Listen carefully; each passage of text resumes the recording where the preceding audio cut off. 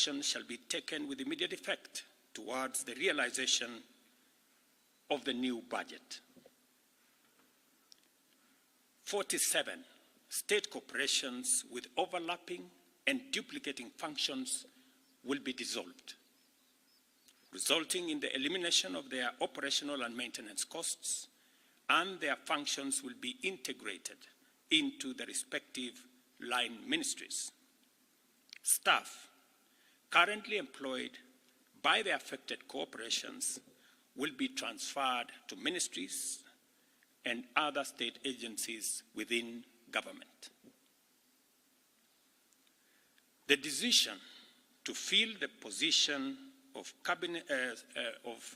Chief Administrative Secretaries is hereby suspended. The number of advisors in government shall be reduced by 50% within the public service with immediate effect.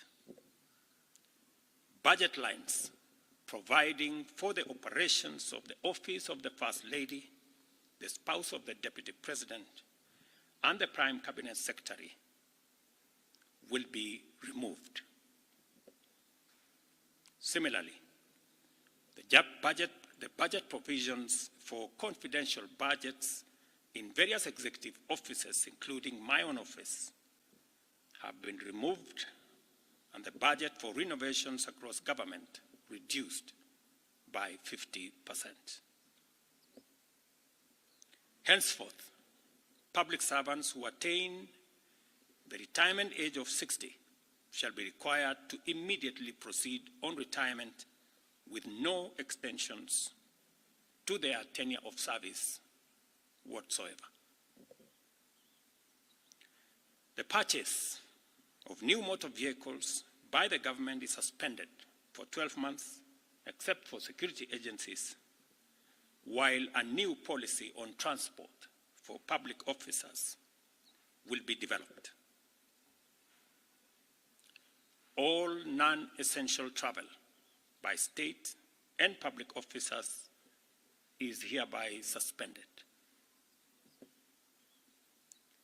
No state officer or public servant shall participate in public contributions or haram fees going forward.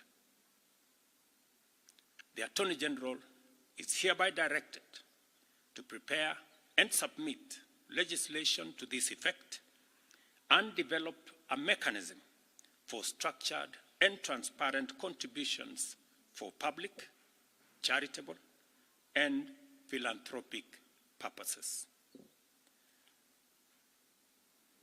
These measures will be followed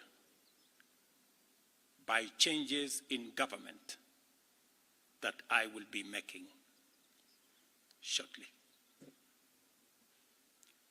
We are determined to carry out this and other interventions to improve the quality, efficiency, and transparency in serving the people of Kenya and ensure that citizens receive maximum value for their resources from a public sector that prioritizes their welfare.